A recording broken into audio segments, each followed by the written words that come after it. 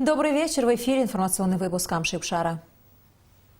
Сегодня в программе «Как 300 спартанцев» исполнилось 25 лет Тамышскому десанту. Под девизом «Молодежь – это будущее Абхазии» презентация Ассоциации молодых предпринимателей.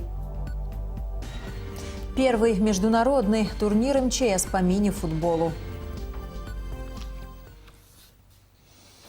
Военная операция, предопределившая исход Отечественной войны народа Абхазии. Именно так называют высадку Тамышского десанта в июле 1993 года. С тех пор прошло 25 лет. В этот день у мемориала погибшим в Отечественной войне народа Абхазии в селе Тамыш собираются участники героического десанта, чтобы почтить память своих друзей. В мероприятии приняли участие президент Рауль Хаджимба и премьер-министр Геннадий Гагулия. В Абхазии ежегодно отмечают дату высадки Тамышского десанта. События 25-летней давности все еще свежи в памяти ветеранов. 2 июля к памятнику погибшим воинам в селе Тамыш возложили цветы президент Рауль Хаджимба, ветераны, молодежь и представители общественности. Затем у памятника состоялся митинг, на котором выступил президент республики Рауль Хаджимба. Единство, подобное тому, что мы проявляли в годы войны, необходимое для строительства государства в мирной жизни, отметил глава государства. Хадырско хаважлар, хадырско анатра, абатра, айштра, айштра, хаважлар зеге. Аяша зохан абартамшкорз, ихаз абраа, амца шора, ялаз роб, абра ягулу зеге. Харт, хаджквинтра, апсвамилат хулстра. Хаважлар ирыдгылан, харала яз, ихарцаз ебзаурана, аяйра, амшпай гохейт. Харахапха аишто ускорчге. Абас айдгылара, убасқанки айбаширан, ярвшыз, ихал наршапхан хункарра аргылара. Хаштра рукм зайд, итахаз рызаге. Конец июня 93-го. До окончания войны оставалось чуть меньше 3 месяцев. Бои не прекращались. Восточный фронт был оккупирован вражескими подразделениями. Командование Вооруженных сил Абхазии приняло решение о необходимости овладения окрестностями села Шрома и рядом стратегических высот северо-восточней Сухума, что позволило бы проводить наступательные операции с целью освобождения столицы не только в основном гуместинском направлении, но и с востока. Уже 2 июля в 5 часов утра в селе Тамыш был высажен морской десант. По словам участника операции, комиссара десантного батальона, высадившегося в селе Тамыш Сергея Зухба, подготовка к операции проходила в строжайшей секретности. За день до нее на место базирования десанта в Гудауте приехал министр обороны Султан Сосналиев и дал указания каждому командиру групп, входивших в десант. Десант высажен на 2 баржах, а в одной барже людской ресурс, а во второй барже стоял град со снарядами. У нас была поставлена задача 2 дня закрепиться на этой территории. Вот здесь вот в этом промежутке мы должны были 2 дня удержать эту трассу, но вместе 2 дней мы удержали 8 дней. В первый час войны где-то около 300 человек их было уничтожено. Тамышский десант ознаменовал начало новой военной операции, на которую возлагались большие надежды. В первую очередь необходимо было перекрыть центральную трассу, ведущую на Сухум и имевшую стратегическое значение. По ней доставлялось оружие, боеприпасы и подкрепление грузинских подразделений. Кроме того, операция была как отвлекающий маневр, что давало возможность абхазской армии осуществить успешное наступление на Шромском направлении. В Тамышской операции приняли участие группы «Ласточка», «Скорпион», «Дельфин», «Ислам», «Малыш», добровольческие отряды из Северного Кавказа, репатрианты из Турции, казаки. Всего около 300 человек. Мы 1 числа, у нас была спецгруппа, в основном были тамышцы, регенцы. Ночью перешли дорогу и на берегу моря ждали десант. Мы встретили десант, выгрузили то, что лежало, боеприпасы. Это для нас было большое дело, для Восточного фронта у нас не было боеприпасов. Полная баржа была боеприпасом, град выгрузили. И этим потом началось здесь, возле Тамышской школы, был сильный бой. Десантники и бойцы Восточного фронта, объединившись в течение 7 дней, контролировали главную магистраль, сдерживая натиск 8 грузинских мотострелковых батальонов, 1 механизированной танковой бригады и артиллерийского дивизиона врага. Эта операция намного приблизила операцию, которая должна была пройти по Шромскому направлению, по взятию города Сухум.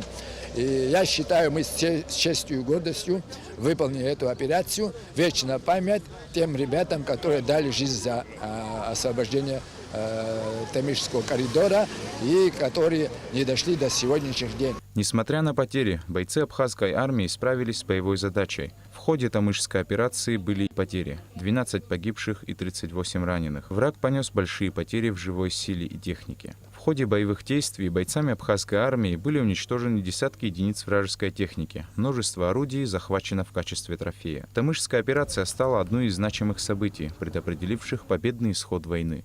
Саид Джарсали, Алексей Гухава, Абхазское телевидение. Премьер-министр Республики Абхазия Геннадий Гагуля провел рабочее совещание с членами делегации Дамасской международной выставки, которая будет проходить в Сирии с 6 по 15 сентября. Правительство Абхазии получило приглашение к участию в главной выставке Сирии на основании взаимного признания Республики Абхазия и Сирийской Арабской Республики. Сформирована делегация до 45 человек, в которую вошли руководители и представители нескольких министерств и ведомств Абхазии, констатировал Геннадий Гагуля. Глава правительства поручил руководителям министерства заблаговременно проработать возможность подписания соглашения о сотрудничестве с соответствующими ведомствами Сирии в рамках предстоящей выставки. Первый день после открытия станет Днем Абхазии. Как сказал Геннадий Гагуля, для нашей страны будет выделена концертная и выставочная площадки. Поэтому необходимо разработать подробную программу Дня Абхазии, которая будет включать не только выставку продукции, но и деловую и концертную части. Площадь абхазского павильона на выставке составит свыше 100 квадратов. Участникам совещания поручено разработать дизайн-проект выставочных стендов Абхазии, разработать программу информационного сопровождения экспозиции. Дамасская международная выставка – главное событие года в стране, на которой осуществляются деловые контакты ведущих сирийских промышленных, торговых, сервисных компаний и организаций с их иностранными партнерами. В Абхазии появилась новая организация – Ассоциация молодых предпринимателей. Ее основная задача – помочь предпринимателям сообща преодолеть все существующие сложности. Председателем организации стала Камила Квициния. Учредителем ассоциации выступила Торгово-промышленная палата Абхазии. На презентации побывала и наша съемочная группа. Репортаж Низ Фаршпа. Настоящий праздник Торгово-промышленная палата подарила молодым предпринимателям и гостям презентации. Арка из цветов, красная ковровая дорожка, стенд для фотографий. И все это в сопровождении светлого звучания скрипки и саксофона. Роскошные букеты цветов в руках гостей, изысканные наряды оживляли и усиливали атмосферу торжественности. Внутренний дворик отеля «Атриум Виктория» на несколько часов стал центром притяжения молодых предпринимателей Абхазии. Праздничное мероприятие в честь открытия новой организации посетили высокие гости. Премьер-министр Геннадий Гагуля и заместитель главы администрации президента Адгур Лушба.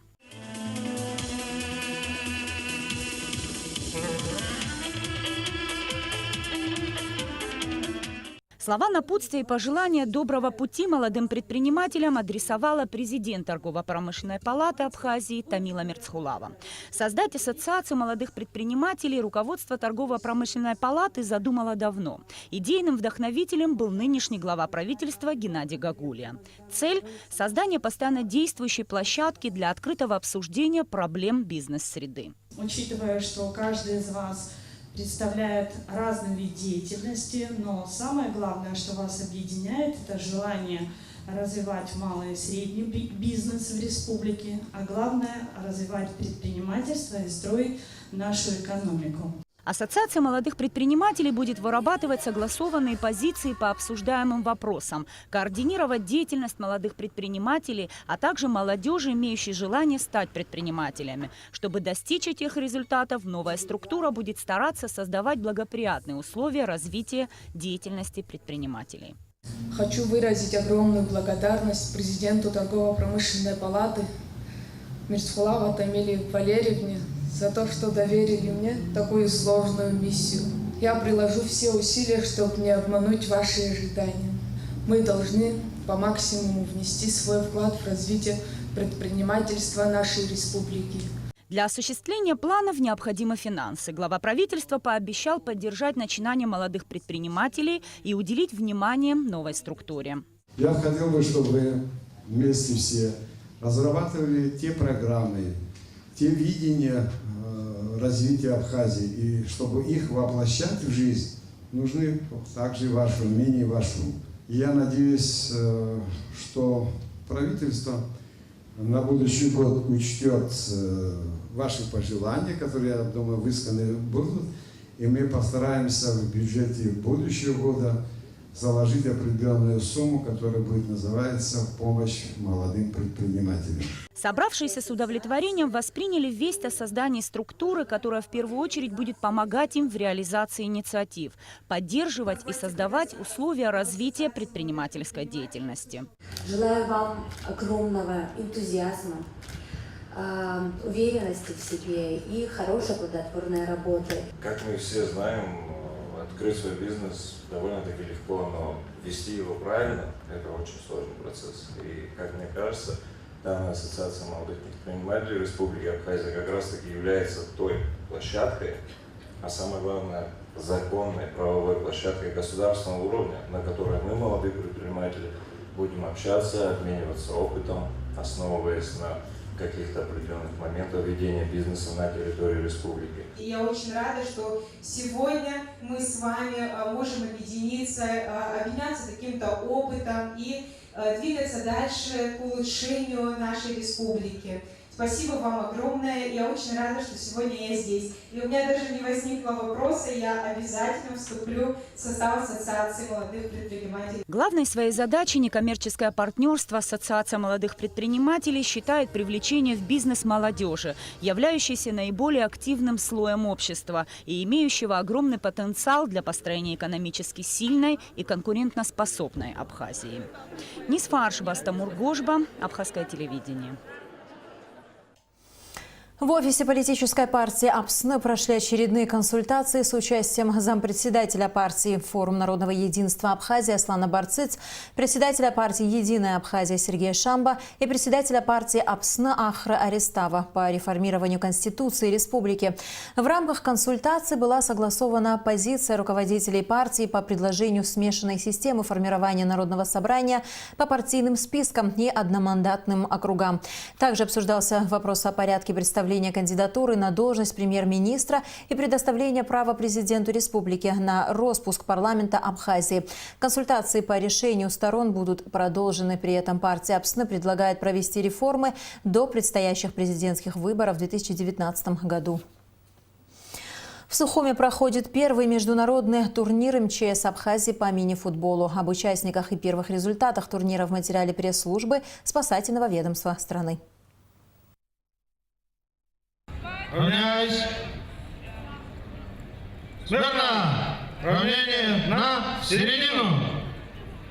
В воскресенье 1 июля стартовал первый международный турнир МЧС Абхазии по мини-футболу, открывшийся в канун 12-летия образования ведомства. В турнире принимают участие команды Министерств по чрезвычайным ситуациям Абхазии и Южной Осетии, а также Министерств по делам гражданской обороны, чрезвычайным ситуациям и ликвидации последствий стихийных бедствий Донецкой Народной Республики и Луганской Народной Республики. 4 команды были разбиты на 2 группы. Согласно жеребьевке, в первую группу попали команды Южной Осетии и Донецкой Народной Республики, во вторую – Абхазии и Луганской Народной Республики.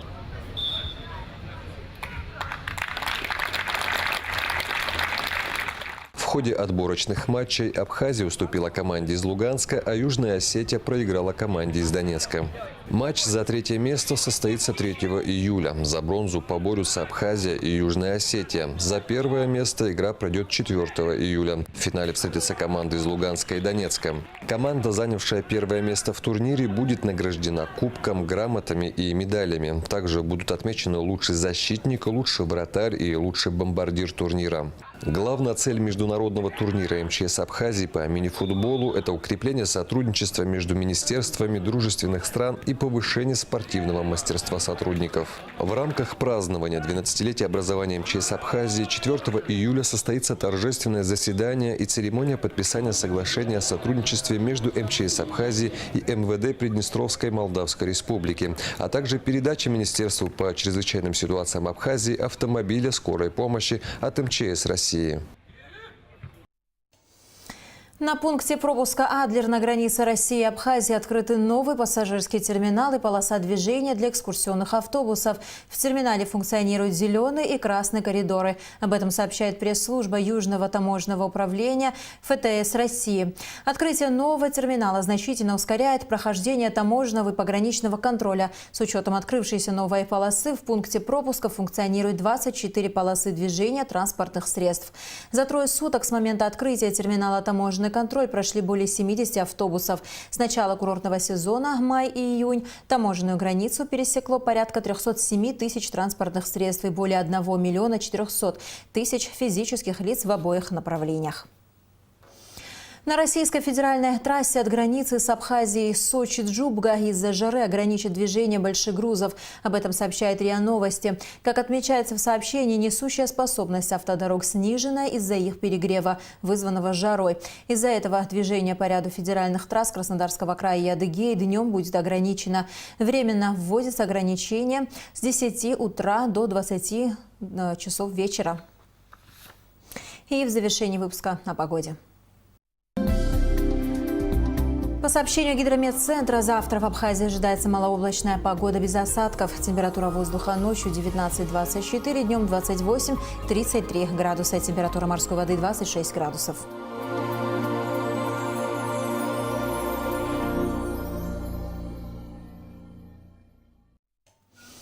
На этом наш выпуск завершен. До скорых встреч в эфире.